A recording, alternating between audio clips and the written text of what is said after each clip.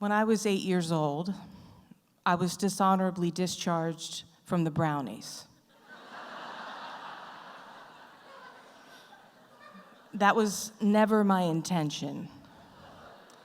In fact, my best friend, Carolyn, and I decided to join the Brownies because our older sisters had had wonderful times as Brownies, and they had flown up to become Girl Scouts.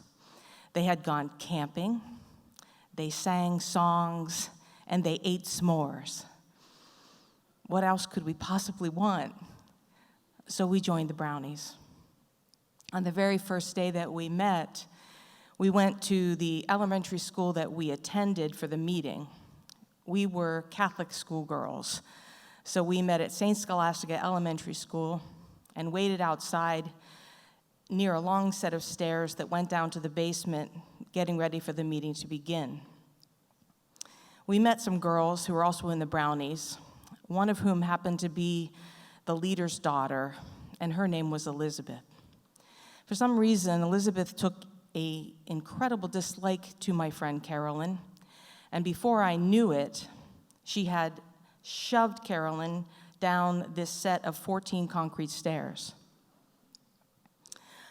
I was aghast for several reasons. One, I was afraid Carolyn was going to die, and the second was she was headed directly to the bottom of a set of stairs, and at the bottom of that set of stairs was a place that we called at our Catholic school the hawker pit, because all of the boys, every time they walked past the stairwell, took the opportunity to lean over the metal fence and spit and watch the spit fall down to the bottom of the concrete steps.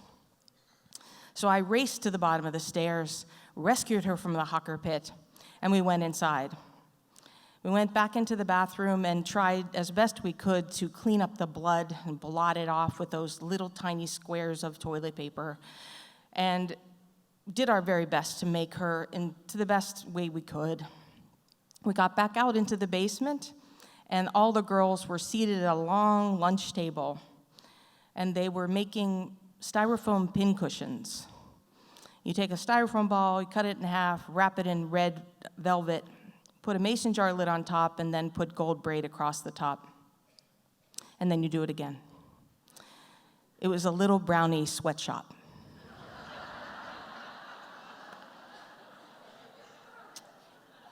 We walked up to the leader, and she said, "Where have you been?" And I pointed to Carolyn's wounds and said, "Your daughter pushed my friend down the stairs." And she said, "My daughter would never do that." And we said, "We're Catholic kids, we don't lie. Monsignor Hayes is across the street, we're not gonna lie." And she said, "Take a seat." So we went over and sat down, kind of seething in our eight-year-old little selves. And at that moment, I looked up and realized that the leaders had left the basement. They just left 16, 18-year-olds sitting at a table. And within a few minutes, the leader's daughter got up and left. And I looked at Carolyn, and Carolyn looked at me. And I looked at the jar of rubber cement. And I took the rubber cement and poured it on the chair, and it pooled perfectly in the back of the metal rim.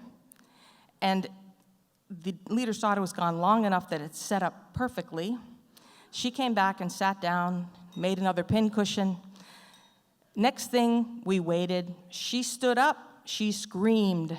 The leaders came running in. "What's going on?" To see the leader's daughter running around the basement with the chair stuck to her backside. They asked us, "Who did this?" And we said, "We did." We confessed, we're Catholic. They asked us never to return.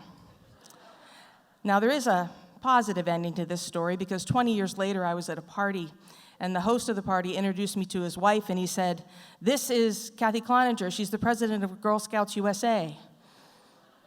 And I said, "Oh," because I knew the next question, "Have you ever been a Girl Scout?" And I said, "I'm still Catholic." So I said, Yeah. I told a miniature version of the story, and Kathy listened, and she then left for a few minutes. And when she came back, she was holding a golden Girl Scout trefoil pin, and she pinned it on my shirt, and she said, "Consider yourself honorably reinstated." Thank you.